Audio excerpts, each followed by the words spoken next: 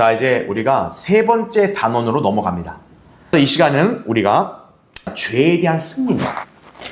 자, 여러분 이제 세상 가운데 살면서 가장 실제적으로 부닥치는 것은 바로 죄입니다.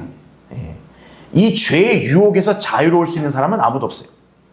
그러니까 여러분은 필연적으로 죄와 직면하게 되고 그 죄와의 싸움을 여러분이 펼쳐야 됩니다. 그럼 당연히 여러분은 승리해야겠죠, 그렇죠? 그래서 어떻게 우리가 죄에 대해서 승리해야 될지를 한번 이 시간 공부를 해보겠습니다. 자, 거기 메뉴에 보세요. 그리스도인이 그의 생활에서 어떻게 하면 죄에 대해 승리할 수 있겠는가?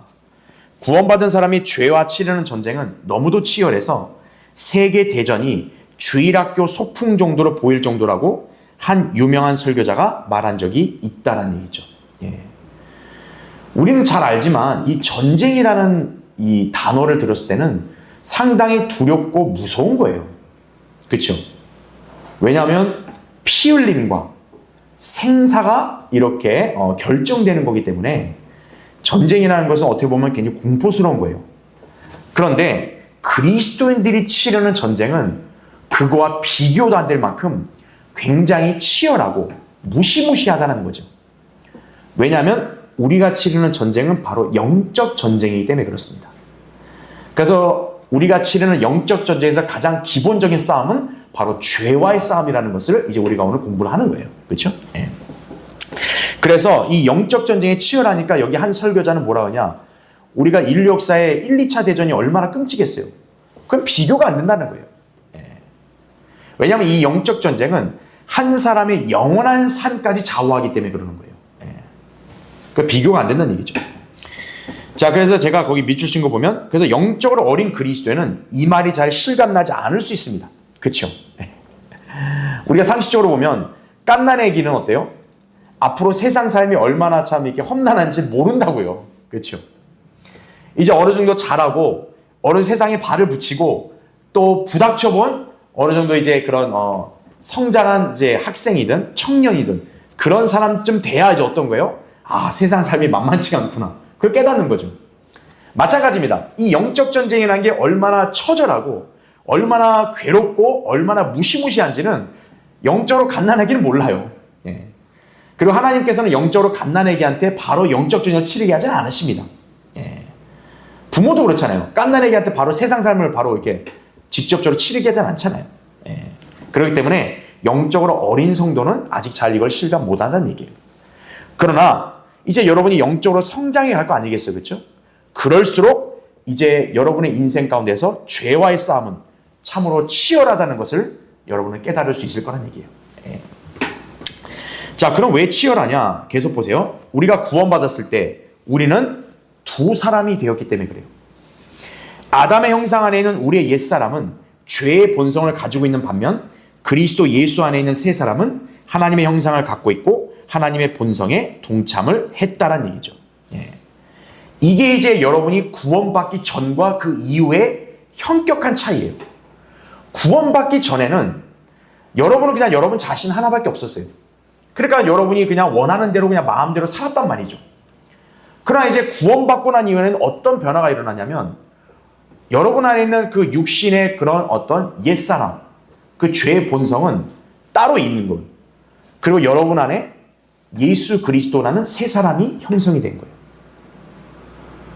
그러니까 여러분의 육신은 마치 옛날 사람처럼 밀려난 거고 여러분 안에 이제 새 사람이 형성되었기 때문에 이제 여러분 안에는 어떻게 보면 약간 두 개의 인격이 자리 잡고 있는 거랑 똑같은 거예요. 그러니까 이제 어떤 일이 벌어집니까? 여러분은 수시로 고민과 갈등에 휩싸이게 되고 결국 여러분은 선택을 해야 되는 기로에 서게 되는 거예요. 옛날에 그런 게 없었거든요. 그냥 옛사람을 따라갔는데 지금은 이제 여러분 안에서 수시로 이제 갈등과 대립과 선택의 길을 서는 거예요. 옛날같이 옛사람을 따라갈 건지 이제는 내가 변화됐기 때문에 새 사람의 신 예수 그리스도를 따르는 삶을 살 것인지 여러분 안에서 이러한 충돌과 갈등이 계속 벌어진다는 얘기죠. 자, 그러니까 이제 어때요? 여러분은 영적 전쟁을 피할 수 없습니다. 여러분에겐 숙명이에요. 자, 그렇다면 이제 어떻게 합니까? 우리는 그 영적 전쟁에 승리하기 위해서 여러분의 옛사람, 죄의 본성은 물리치고 우리가 그것을 이겨내는 삶을 살아야 된다는 얘기죠. 바로 그게 죄에 대한 승리라는 사실을 여러분이 기억하시면 됩니다. 자, 그럼 이제 구체적으로 자, 이 죄에 대해서 한번 살펴보고 우리가 어떻게 대처하고 승리할 수 있을지를 보겠습니다. 자, 첫 번째. 죄라는 무엇인가? 자, 우린 이걸 이미 상식적으로 다 이해할 수 있는 부분이에요. 하지만 성경에서 규정하는 죄는 세상에서 통용되는 죄보다 차원이 높습니다. 자, 왜 그러냐? 1번 보세요. 일단 성경에서 정의하는 죄는 기본적으로 뭐라고요? 하나님의 법을 어기는 겁니다. 세상에서는 이걸 굳이 죄라고까지 규정짓진 않아요. 뭐 하나님 안 믿는 게 어때? 이렇게 된단 말이죠, 세상은. 하지만 성경은 다르다는 거죠. 성경에서 정의하는 기본적인 죄의 속성은 뭡니까? 하나님의 법을 어기는 거예요. 그게 요한일서 3장 4절에 나온 말씀이라는 것을 여러분이 기억하시면 됩니다. 두 번째, 자, 성경에서 죄는 또 뭐라고 정의합니까? 불의. 의의 반대말이죠. 그러니까 모든 불의는 성경에서 다 죄라고 단호하게 이렇게 지적을 합니다. 요한일서 5장 17절에 그렇게 나오는 거죠. 자, 여기까지도 여러분이 이해하는데 어렵지 않아요. 근데 3번. 자, 이 부분이 여러분이 참 주의를 해야 될 겁니다. 뭐냐? 죄라는 건 또 뭐라고 얘기해요? 믿음으로 하지 않는 모든 것. 그러니까 여러분의 인생의 삶 곳곳에서 어느 한 부분에 있어서 만약 믿음으로 하지 않고 의심을 하면서 하게 된다. 그러면 그것조차도 죄라고 성경은 규정을 하고 있는 거예요. 그래서 차원이 높은 거란 얘기죠. 그렇죠? 그래서 로마서 14장 23절 끝에 나온 말씀이 그거예요. 믿음으로 아니하는 모든 것이 죄라는 사실. 그러니까 여러분이 이제 주님을 믿고 주님을 섬기는 그리스도인이 되었다면 여러분의 인생의 행복 곳곳마다 여러분은 의심하면서 가게 되면 안 된다는 얘기예요. 여러분이 무엇인가를 생각하고 또 계획을 세우고 또 결심하고 실행한다 했을 때는 믿음으로 해야 된다는 사실이에요. 그래야 여러분이 죄에 넘어지지 않게 된다. 그 사실을 잘 기억을 하시면 됩니다. 자, 그래서 우리에게 이 세 가지의 정의로 죄가 무엇인지를 제가 알 수 있어요. 자, 두 번째 보겠습니다. 그러면 왜 죄를 짓게 되는가 이거예요. 그렇죠? 이게 어떻게 보면 우리의 고민이죠. 그렇죠? 왜 죄를 짓는가? 결론부터 말하면 인간은 죄를 지을 수밖에 없는 어떤 그러한 본성이 우리 안에 내재해 있기 때문에 그래요. 자, 첫 번째. 바로 그 죄의 본성을 누구로부터 물려받았기 때문에? 아담으로부터 물려받았기 때문에. 그래서 죄를 짓는 것이에요. 그러니까 세상에서 이렇게 이해하는 죄는 뭐냐면 내가 뭘 잘못해서 죄를 졌다, 죄인이다 이렇게 얘기하는데 성경은 오히려 반대입니다. 성경은 뭐냐면 우리가 타락한 죄인으로 태어났기 때문에 그런 죄를 짓는 거예요. 쉽게 말하면 술, 담배하고 욕설하고 폭력을 해서 내가 죄인이다. 이게 세상적인 관점이라면 성경적 관점 뭐냐면 내가 타락한 죄인으로 이 땅에서 태어났기 때문에 내가 그런 죄를 짓는다. 이게 성경에서 가르치는 바예요. 그러니까 우리가 왜 세상에서도 이렇게 안 좋게 보는 그런 죄들을 짓는 거냐? 우리가 바로 아담으로부터 타락한 죄의 본성을 물려받았기 때문이라는 얘기예요. 그게 이제 로마서 5장 12절에서 설명하고 있는 말씀이죠. 한 사람에 의하여 죄가 세상으로 들어오라고 했다고 하죠. 그래서 고린도서 15장 45절 49절에도 바로 우리가 이렇게 죄의 본성을 물려받았음을 증거하고 있는 것이에요. 자, 저는 이 시간에 이 성경 구절을 다 안 찾아보기 때문에 여러분이 나중에 따로 가서 공부하고 적으라고 제가 이게 공란을 남겨놓은 겁니다. 자, 그렇게 이해하시면 돼요. 다음 페이지 보십시오. 자, 맨 위에 2번. 자, 그럼 또 왜 죄를 짓냐? 죄의 본성이 우리를 죄로 이끌기 때문에 죄를 짓는다는 사실이에요. 아까 아담으로부터 죄의 본성을 물려받았죠. 그 죄의 본성은 우리 안에 가만히 잠재적으로 있는 게 아니라 수시로 계속 우리를 죄를 짓도록 자꾸 유혹을 해요. 자, 이게 바로 2000년 교회사의 가장 훌륭했던 사도 바울이 친히 경험했던 고뇌입니다. 그 고뇌가 나오는 게 바로 로마서 7장이에요. 자, 한번 우리 찾아보죠. 로마서 7장 한번 보십시오. 거기 이제 15절부터 보겠습니다. 자, 지금 이건 사도 바울이 자기의 개인적인 경험을 고백을 하는 거예요. 자, 보세요. 내가 행하는 것을 내가 알지 못하노니 이렇게 나옵니다. 아니 자기가 행한 걸 자기가 모르면 어떡해요? 근데 여기서 지금 바울이 왜 그 얘기했는지를 이제 여러분은 간파하실 거예요. 보세요. 이는 내가 원하는 것은 행하지 아니하고 오히려 내가 미워하는 것을 행함이라 이거예요. 예.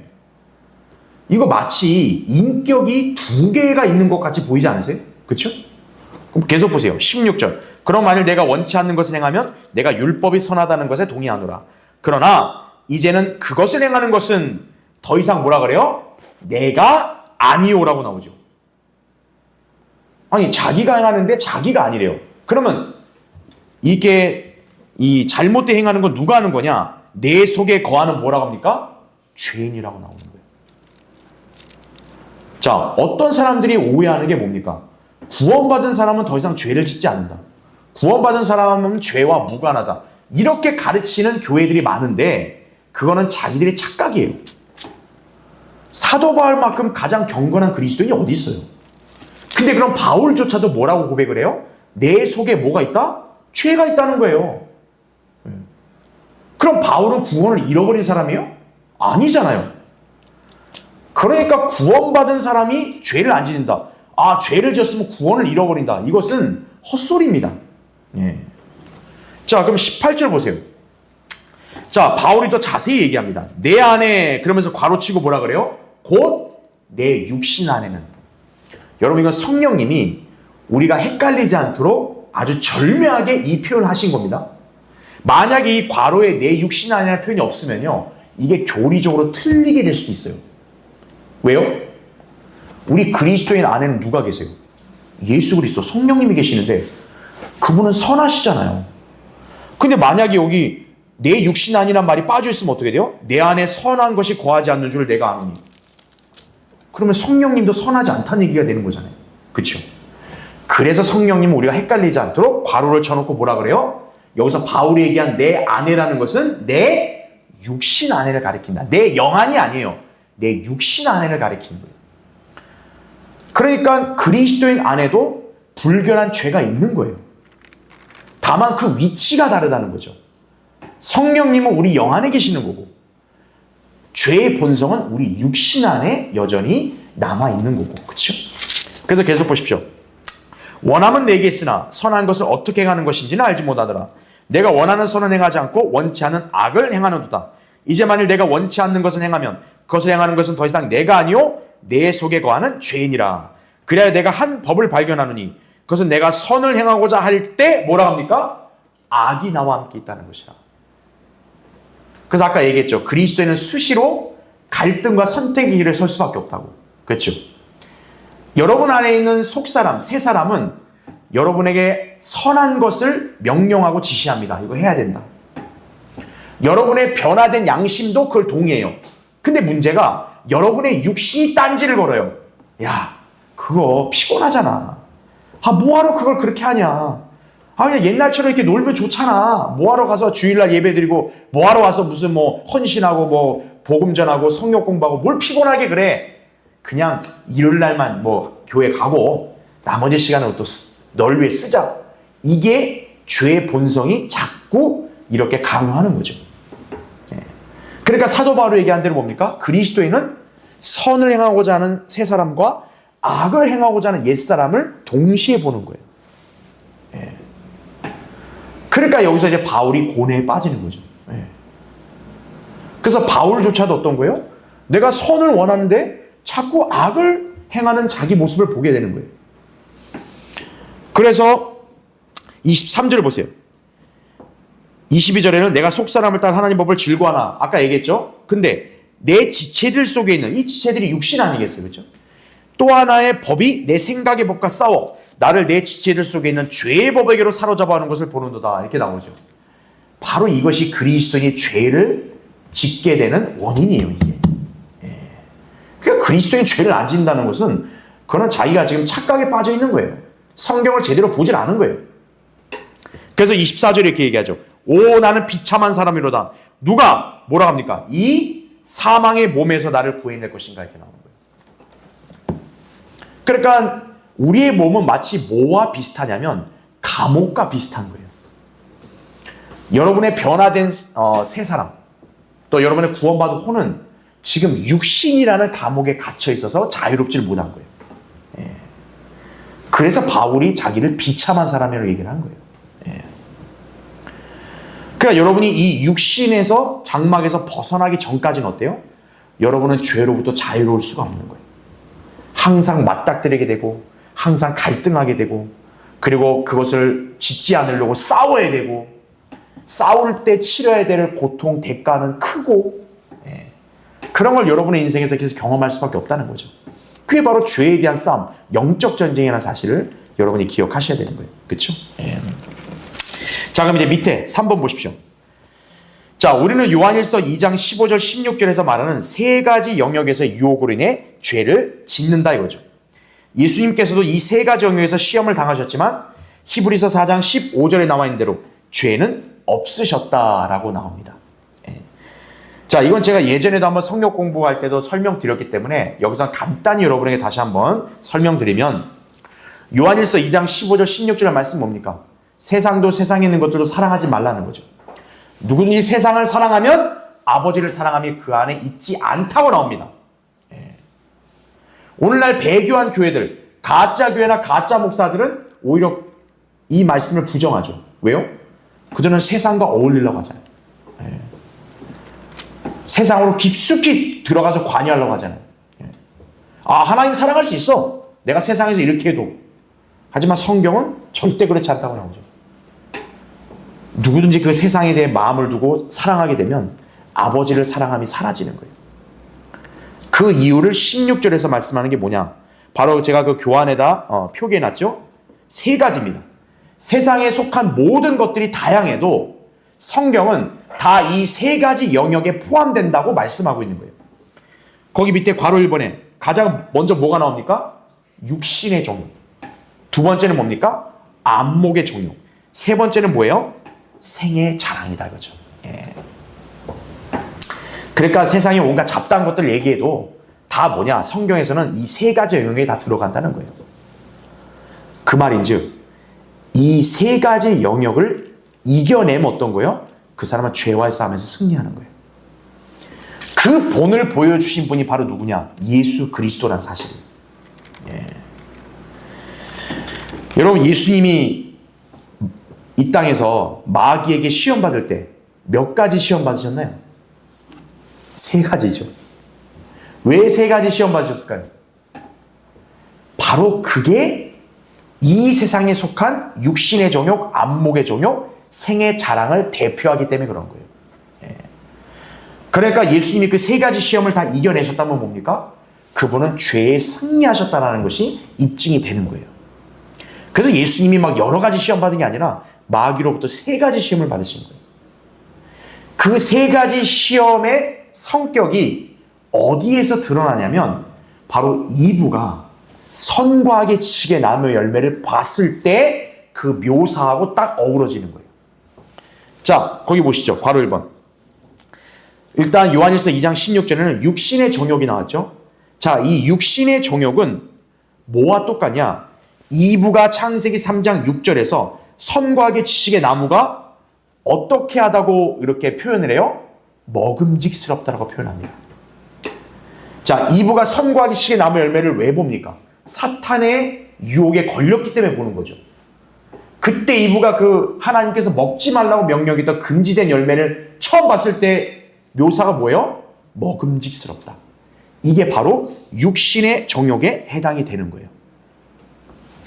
바로 이게 예수님이 시험 받으셨을 때 첫 번째 유형.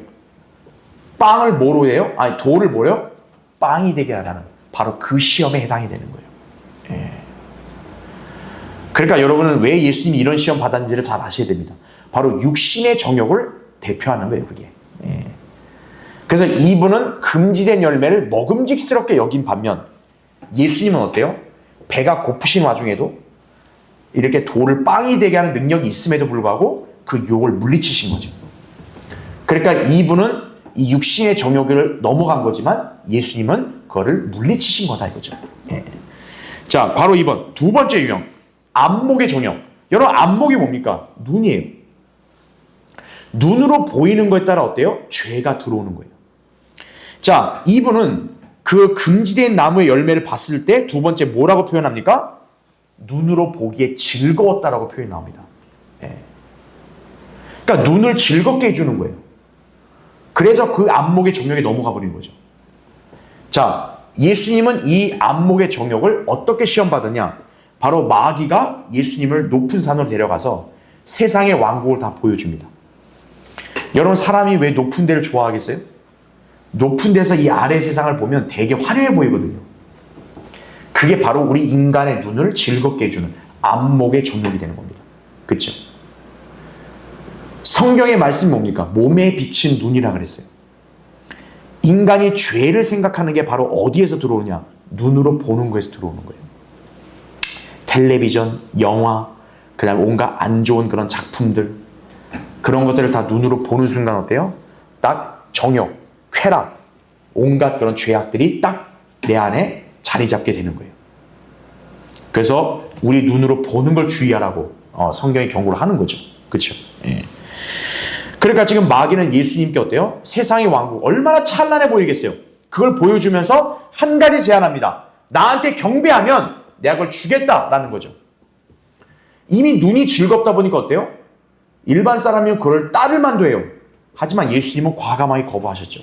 예. 반면에 이분은 어때요? 그냥 홀라당 넘어가 버린 거죠. 예. 이 눈으로 본 기억에 도저히 잊을 수가 없는 거예요. 예. 너무 황홀해. 너무 즐거워. 이걸 어떻게 잊어요? 예. 한번 드라마나 영화 한번 빠져보세요. 그럼 어떻게 되는 거예요? 아, 그 눈으로 본 걸 잊을 수가 없거든요, 사람이. 예. 그게 안목의 정욕이에요. 그래서 이 유혹에 이분은 넘어갔지만 예수님 물리친 거죠. 마지막 세 번째, 생의 자랑입니다. 이 생의 자랑은 이브가 그 금지된 나무 열매를 봤을 때 세 번째 묘사한 바. 현명하게 할 만큼 어떻다? 탐스럽다. 그러니까 마치 그거 보면 어떻게 돼요? 내가 굉장히 똑똑하고 내가 사람들이 나를 굉장히 추앙할 것처럼 그런 느낌을 받았다는 얘기죠. 즉 사람은 마치 뭐와 똑같냐면 이렇게 대중들로부터 뭔가 이렇게 높임을 받는 거에 취약합니다. 예. 그게 생애 자랑인 거죠. 자, 예수님은 어떤 유형으로 이 생애 자랑의 시험을 받았냐? 마귀가 예수님으로 하여금 높은 곳에서 뛰어내려 보라고 합니다. 왜냐? 성경의 예언을 딱 교묘하게 가져와서 높은 데서 뛰어내리면 천사들이 받든다 이거예요. 그럼 여러분 어떻게 했어요? 사람이 막 높은 데 뛰어내리는데 천사가 딱 받쳐서 이렇게 올려주면 어떻게 되겠어요? 사람들이 막 우르르 볼 거 아니에요. 와, 대단하다. 우쭐하겠죠. 이게 바로 생의 자랑입니다. 그러니까 예수님이 그런 영광을 받는 거는 재림 때 있을 일이기 때문에 초림 때는 그게 아니거든요. 그러니까 예수님은 역시 과감하게 물리치셨죠. 그러니까 예수님은 생의 자랑도 이겨내신 거예요. 하지만 이분은 이 생의 자랑에도 다 걸린 거죠. 예. 자, 바로 이것이 이브와 예수님이 시험을 받으셨던 내용이다라는 얘기죠. 오늘날 이 땅을 사는 우리도 마찬가지예요. 온갖 여러 가지 죄에 부딪히겠지만 모든 것들이 다 세 가지 안에 속한다는 사실. 그러니까 여러분은 이 세 가지 영역의 실체를 알고 하나님 말씀을 통해서 그것을 분별하고 여러분이 그걸 물리쳐야만 여러분은 죄를 이길 수 있다는 얘기예요. 예. 그러니까 사람이 죄를 짓는 것은 결국 세상에 속한 이 세 가지 영역에 이끌리기 때문이다. 여러분이 그렇게 기억을 하시면 됩니다. 자, 그럼 세 번째 보겠습니다.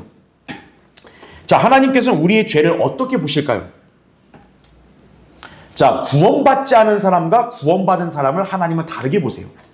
일단 구원받은 그리스도인은 우리는 일단 타락한 죄인으로 먼저 보지 않으시고 일단 우리는 의로운 자녀로 보십니다.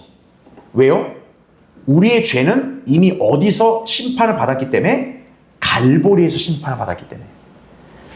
하지만 구원받지 않은 죄인은 그게 아니에요. 구원받지 않은 죄인은 갈보리 십자가에 죄의 속죄물로 들으신 예수 그리스도를 믿지 않았기 때문에 여전히 그들은 지금 죄가 있는 거예요. 예. 그러니까 하나님은 그 죄로 인해 그들을 지옥의 형벌로 심판하신다. 그렇죠? 우리 그렇게 알고 있죠. 하지만 우리는 어때요? 예수 그리스도를 믿었기 때문에 우리의 이 죄를 갈보리 십자가에서 예수님이 대신 심판받은 걸로 하나님이 여겨주십니다. 예.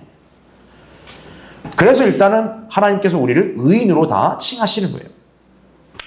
고린도서 5장 21절에도 하나님께서 죄를 알지보다는 그를 우리를 위해 죄로 삼으셨다라고 말씀하죠. 그렇죠? 우리랑은 그 안에서 하나님의 의가 되게 하려 하심이라 그렇게 말씀하신 거죠. 그렇죠? 예. 그래서 우리는 죄의 형벌에 관한 심판은 면제가 된 거예요, 이미. 예. 갈보리 십자가로 인해서. 그렇죠? 자, 그렇지만 우리 육신 안에 있는 죄는 발동하면 어떻게 되겠어요? 하나님은 역시 그 죄에 대한 심판하셔야겠죠. 그래서 이제 그리스도인에게 내려지는 심판은 뭐냐? 징계가 되는 거예요. 그래서 맨 밑에 2번 보세요. 만약 우리가 계속 죄 가운데 거하면 하나님께서는 아버지가 아들을 징계하듯이 우리를 어떻게 한다? 징계하실 것이라는 얘기죠. 자, 다음 페이지 보십시오. 그래서 그리스도인은 이 징계의 성격을 잘 분별을 해야 됩니다. 네. 자, 이건 중요하니까 한번 찾아볼게요. 히브리서 12장 한번 보세요. 5절부터 이제 11절까지 볼 텐데, 여러분 이 말씀은요, 이 구원받은 성도들에게 굉장히 소중한 약속이라는 걸 아셔야 돼요. 징계를 좋아할 사람 없어요. 왜? 일단은 그거는 고통스럽고 아픈 거니까. 하지만 그 징계에 담긴 의의와 목적을 여러분이 이해하게 되면 여러분은 오히려 그것이 감사하다는 사실을 이해하셔야 돼요. 자, 5절 보세요. 또 마치 자녀들에게 했던 것과 같이 너희에게 권면하신 말씀을 잊었으니라고 나옵니다. 그러니까 아버지가 자녀들에게 권면한 말씀이 있는데 자녀가 잊어버린 거예요. 그 잊어버린 게 뭔지가 나옵니다. 곧 보세요. 내 아들아, 주의 징계를 경시하지 말고 책망을 받을 때 낙심하지 말라. 주께서 그의 사랑하시는 자를 징계하시고 그가 받으시는 아들마다 매질하시느니라고 하신 것이라 이렇게 나오죠. 뭘 잊었냐면 하나님이 사랑하는 아들을 징계한다는 사실을 잊어버린 거예요. 그런 성도는 어떻게 생각을 해요? 자기 인생에 고난이나 역경이 닥치게 되면은 그냥 낙심하고 하나님께 불평하고 원망하기 일수인 거예요. 하나님은 날 사랑하지 않으시나 봐. 하나님 날 버리셨는가 봐. 하나님 정말 나를 이렇게 돌보시는 게 맞는가? 이렇게 스스로가 오해를 하는 거예요.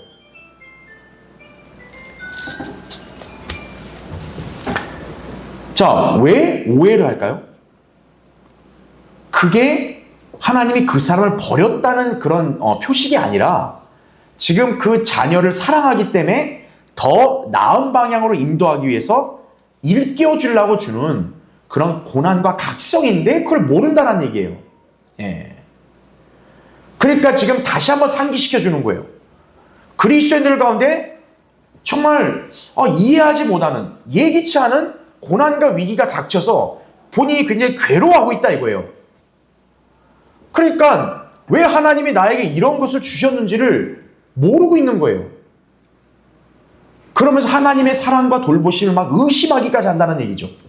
그러니까 그런 자녀들에게 다시 한번 일깨워 주는 거예요. 징계에 관한 말씀을 잊지 마라 이거예요. 네. 그러니까 징계를 받을 때 두 가지가 나오는 거예요.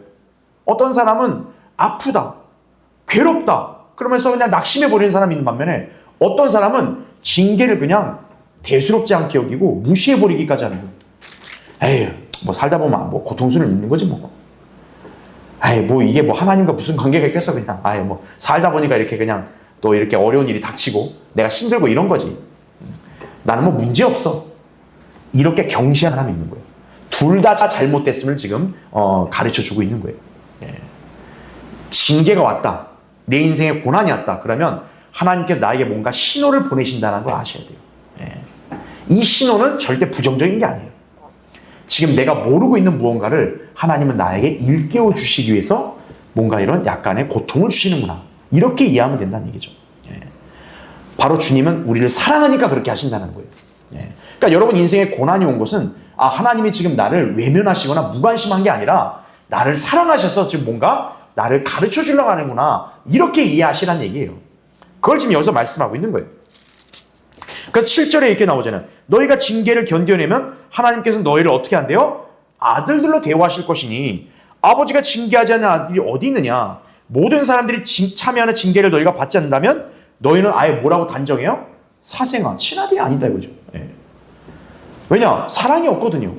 그러니까 망가지든 뭐하든 관심이 없어요. 사생아나 친아들은. 그러나 부모가 친아들을 대할 때는 다르다는 얘기죠. 절대 그냥 내버려 둘 수 없는 거예요. 예.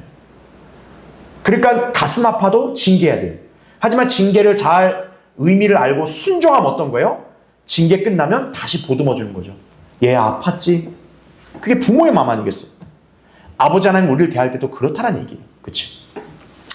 그러면서 거기 이제 11절 보세요.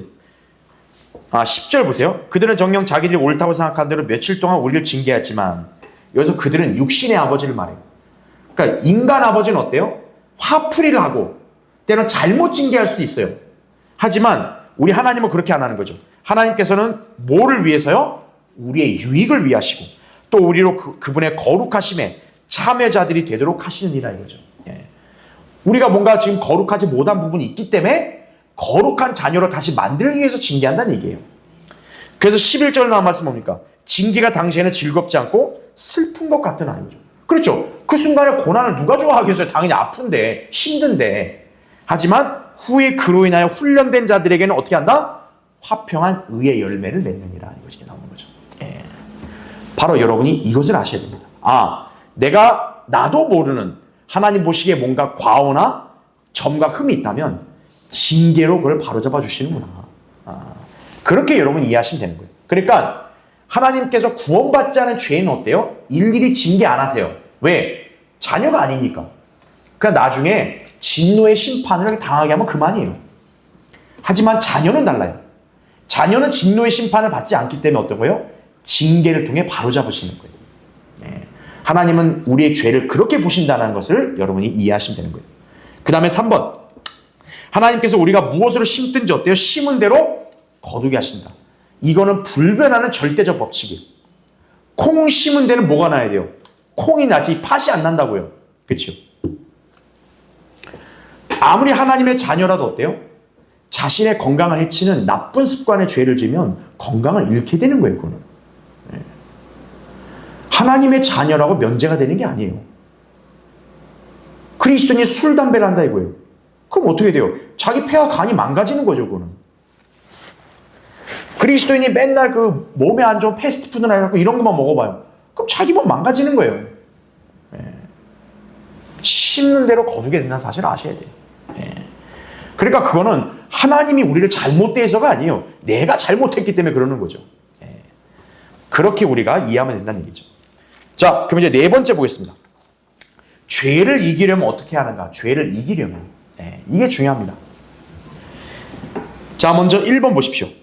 우리가 짓는 죄, 다른 사람이 아니라 우리 자신의 책임이라는 사실을 여러분이 먼저 인정을 해야 돼요. 즉, 자기가 지은 죄에 대한 자신의 책임을 인정해야 일단 여러분은 그 죄를 극복할 수 있는 거예요. 항상 사람은 뭐냐면 남 탓이나 환경 탓을 하기 일쑤예요. 그런 사람은 절대 죄를 이길 수가 없습니다. 여러분, 남 탓이나 자꾸 환경 탓하면 나중에 어떻게 가는 줄 아세요? 하나님 탓을 하게 되는 거예요. 예. 여러분도 알겠지만 욥은 어때요? 욥은 굉장히 사람들이 볼 때는 정직하고 의롭고 온전한 사람이고 하나님도 그걸 인정하셨어요. 근데 욥은 어떠냐? 자기에게 왜 이해하지 못할 고난과 이런 불행이 닥쳤는지를 몰라요. 그런데 이제 옆에 친구들이 자꾸 이제 욥을 정죄하니까 어때요? 욥은 어쩔 수 없이 자기를 옹호해야 돼요. 그렇게 되니까 이제 어떻게 됩니까? 일단은 자기의 잘못은 인정할 수 없으니까 어떻게 돼요? 계속 이렇게 자기를 의롭게 하다가 보니까 어떻게 나중에는 하나님을 비난하는 모양새까지 가는 거예요. 네. 그러니까 욥이 원체 하나님을 비난하는 그런 사람이 아니에요. 근데 뭐냐? 일단은 자기가 이해를 못해도 뭔가 자기가 보지 못하는 어떤 잘못된 것이 있으니 하나님이 그거를 바로잡기 위한 것이다라고 그렇게라도 인정을 해야지 이겨낼 수 있는 건데 욥조차도 그걸 못하니까 어떻게 돼요? 계속 어떤 다른 이유를 대면서 거기에 전가를 하게 되면 결국 나중에는 하나님께 전가하게 되는 거예요. 이거는 우리가 교훈으로 배워야 되는 거예요. 즉 뭐냐?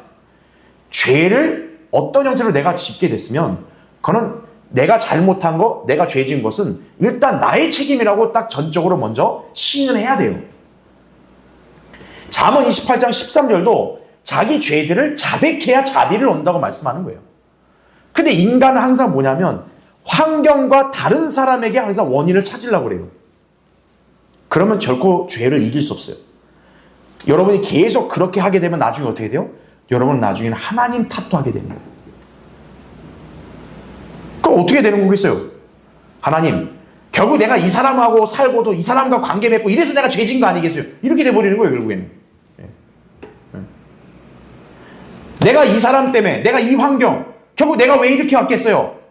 그럼 결국 그게 뭐예요? 하나님이 날 인도했으니까 이렇게 됐다. 이런 식으로 돼버리는 거예요. 그러면 절대 발전이 없습니다. 성경은 절대로 우리가 다른 데서 원인을 찾을 필요 없어요. 일단 내가 뭔가 죄를 지었고 내가 뭔가 하나님과 관계 속에서 문제가 있다면은 전적으로 일단 이건 내 책임이라고 먼저 인정을 해야 이제 그때부터 시작이 되는 거예요. 이겨낼 수 있는 거라는 얘기죠. 두 번째, 2번은 죄악된 생각이 우리 생각을 지배하지 않도록 해야 돼요. 여러분, 사람은 어떻습니까? 이렇게 생각을 많이 하게 되면 어떻게 돼요? 공상과 연민에 빠져요. 그러면 이제 어떤 일이 벌어지냐면 우리 육신 안에 있는 온갖 그런 것들이 생각과 결합이 되는 거예요. 그게 바로 여러 가지 구상입니다. 고린도서 10장 5절에 나온 말씀이 뭐예요? 여러 가지 구상, 하나님을 아는 지식을 거역하여 스스로 축혀 세운 모든 높은 것들을 무너뜨리라고 말씀하고 있는 거예요. 이게 무슨 말인 줄 아세요? 여러 가지 구상이라는 게 인간은 갖가지 생각을 해요. 여러분 안에서 가지고 있던 생각뿐만 아니라 주변에서 들린 말, 여러분이 주변에서 봤던 거, 다 그게 복합적으로 결합돼서 온갖 생각을 하게 돼요, 인간은. 특히나 자기 생각이 많은 사람, 굉장히 주의해야 됩니다. 우리 안에는 무슨 생각이 있어야 돼요? 그리스도의 생각만 있어야 돼요. 하나님의 말씀에 대한 생각만 있어야 되는데 그게 아니라 자기 생각으로 가득하버리면 어떻게 돼요? 고린도서 10장 5절을 보면 하나님을 거역하여 스스로 축혀 세운 것들만 가득하게 되는 거예요. 스스로 축혀 세우는 게 뭐예요? 바로 자기 생각이에요. 근데 인간이 자기에게서 나온 생각은 뭐냐? 결과적으로 하나님을 대적하는 것밖에 없어요. 하나님 말씀은 그렇게 돼 있는데 근데 내 생각은 이래. 이렇게 가는 거예요. 그래서 고린도서 10장 5절에서 바울은 우리에게 무엇을 명령하냐? 그런 걸 다 무너뜨려라. 아무리 그게 그럴듯해 보여도 그걸 무너뜨려라 이거예요. 그럼 무너뜨리면 어떻게 해야 돼요? 그리스도께 복종을 해야 된다. 그래야 여러분의 이 생각이 죄악이 아니라 하나님의 말씀과 그분의 거룩한 성품으로 가득 차게 되는 거예요. 그 다음에 3번. 당연히 아는 거죠. 육신을 위해 계획하면 안 됩니다. 로마서 13장 14절 말씀대로 육신을 위한 계획을 하게 되면 당연히 그 뒤는 죄밖에 없어요. 그게 정욕인 거죠. 그렇죠? 그 다음에 4번. 자, 굉장히 중요한 원칙입니다. 예수 그리스도 안에서 뭐예요? 우리가 죽었음을 인지합니다. 문제 있나요? 아니. 자, 죽은 사람 어때요? 죄를 지을 수 없어요. 여러분, 인간이 정말 죄를 짓고 싶어 하지 않으려면 언제 죄를 안 지을 수 있는지 아세요? 무덤에 들어가면 죄를 안 지어요. 여러분이 그 묘지에 가가지고 거기 그 묘지 앞에 시신한테 막 온갖 욕을 한번 해보세요. 거기에 있는 시신이 열받아가지고 막 일어나가지고 너 방금 뭐라 그랬어? 여러분 그런 시신 본 적 있어요? 없습니다. 죽은 시체는 무슨 유혹과 도발을 해도 반응을 안 해요. 바로 주님은 우리가 죄에 대한 승리할 수 있는 비결과 자세를 로마서 6장 6절부터 13절에 가르쳐 주신 거예요. 우리 옛사람은 예수 그리스도와 함께 십자가에 못 박혀 죽었다 이거예요. 그래서 하나님의 관점은 뭐냐면 그리스도인은 죄로부터 원래 자유로운 사람이라는 거예요. 원래가. 지금 우리가 볼 때 우리 육신은 살아있는 것 같지만 사실 어때요? 하나님 보실 때 우리 육신이 이미 죽은 거예요. 근데 우리는 그렇게 여기질 않고 자꾸 육신이 살아있도록 방치하니까 어떤 거예요? 자꾸 죄에 막 이렇게 넘어가고 죄를 짓게 되고 그런다는 얘기죠. 그래서 우리에게 강조하고 명령하신 말씀이 뭐예요? 너희 지체는 죄에 대한 죽은 거로 여겨라. 죄가 여러분에게 똑딱거리면 어떻게 돼요? 네가 찾는 이러이런 사람 죽었어. 이거예요. 아이고 이미 죽은 사람 왜 찾아? 이렇게 된다는 얘기죠. 여러분 안에 있는 예수 그리스도를 믿는 그 믿음으로 여러분이 살고 행동을 해야 죄를 짓지 않게 되는 거예요. 여러분은 예수 그리스도 안에서 죽었다는 사실을 매일 매순간 여러분 자신에게 선언해야 돼요. 나는 죽었어. 죄가 생각날 때마다 나는 죽었어. 이렇게 여러분이 선언해야 된다는 얘기죠. 다음 페이지. 여러분 이제 나중에 골로새서 3장 1절부터 14절 나중에 다 찾아서 여러분 거기다 기재하고 잘 읽고 묵상하기 바랍니다. 자, 그 다음에 5번. 다섯 번째 우리가 뭘 해야 되냐? 자신이 지은 죄를 어떻게 하라? 심판하라. 그것이 죄라는 사실에 대해 하나님께 동의하라. 쉽게 말하면 뭐냐? 자백하라는 거예요. 다른 사람은 몰라요. 여러분이 살면서 지은 하나님 앞에 죄 이런 것들은 다른 사람 모르지만 하나님은 아시잖아요. 그러니까 여러분이 주님께 자백을 하는 거예요. 주님, 제가 오늘 살면서 이러이러한 행실을 했습니다. 이건 분명히 죄라는 것을 제게 알려주셨는데 주님께 자백합니다. 이렇게 용서해 주십시오. 그렇게 여러분이 지은 죄를 여러분이 심판하면 어떻게 돼요? 하나님이 심판을 못해요. 근데 여러분이 심판 안 하면 어떻게 돼요? 누가 심판해요? 하나님이 심판해야 돼요. 그게 바로 징계로 이어지는 거예요. 그게 고린도서 11장 31절 32절에 나온 말씀인 거예요. 죄를, 여러분 자신의 죄는 여러분이 심판을 해야 하나님이 심판 안 하는 거예요. 그게 바로 자백이라는 사실을 아셔야 돼요. 그래서 6번 나온 대로 하나님께 죄들을 어떻게 하라? 자백하라고 우리에게 말씀을 하고 있는 거죠. 그러면 예수 그리스도의 피로 어때요? 우리의 모든 죄와 불의를 깨끗이 씻어주신다고 요한일서 1장 7절에 약속을 하고 있는 것이죠. 그렇죠? 자, 이렇게 하면 여러분 죄를 이길 수 있어요. 그 다음에 7번. 자, 이거 굉장히 중요하고 여러분 이건 반드시 실천해야 됩니다. 죄와 싸우기 위해서 어떻게 하라? 하나님의 말씀을 마음에 간직하라 이거죠. 고린도서 10장 13절에서는요. 하나님께서는 시험으로부터 피할 길을 주신다고 말씀하셨어요. 하나님이 얼마나 자상하시냐면요. 여러분이 도저히 감당 못할 그런 어마어마한 어떤 시험과 유혹을 당하게 하지 않아요. 절대로. 죄의 유혹이 와도 하나님이 허락하심이 있어야 돼요. 마귀가 여러분을 공격하고 넘어뜨리는 것도 하나님의 허락 안에서 하는 거예요. 그럼 하나님이 뭘 허락하시겠어요? 자녀가 감당 못하고 당장 끝장날 것 같은 그런 유혹을 허락하시겠어요? 아니라고요. 걔 그거는 건들지 마. 마치 욥처럼. 걔 이거는 건들지 말고 이 안에서 네가 해. 하나님 허락하시는 거예요. 그렇기 때문에 여러분은 어때요? 여러분이 감당 못할 유혹과 죄는 없어요. 능히 여러분이 극복하고 이겨낼 수 있는 것들이에요. 만약 설사 이길 수 없는 거면 어떻게 돼요? 피할 길을 마련해 주신다고 했다. 피할 길을. 그러니까 여러분은 두려워하거나 걱정하거나 낙심하지 말라는 얘기죠. 그리고 괄호 2번. 피할 길은 어디서 발견할 수 있다? 하나님의 말씀에서 발견할 수 있다. 시편 119편 9절부터 11절 나온 말씀이 그거죠. 청년이 무엇으로 자기에게 정결케 하리까? 주의 말씀을 따라 조심할 것입니다. 그러면서 주의 말씀을 내 마음에 간직하였으니 이는 내가 주께 범죄치 아니하려 함입니다. 그러니까 여러분 마음에 하나님 말씀이 있으면 죄를 안 져요. 근데 여러분 마음에 하나님 말씀이 없죠. 그럼 이제 죄에 취약할 수밖에 없는 거예요. 그래서 괄호 3번에도 자, 예수 그리스도께서도 시험을 어떻게 이기셨어요? 성경을 인용해서 이겼어요.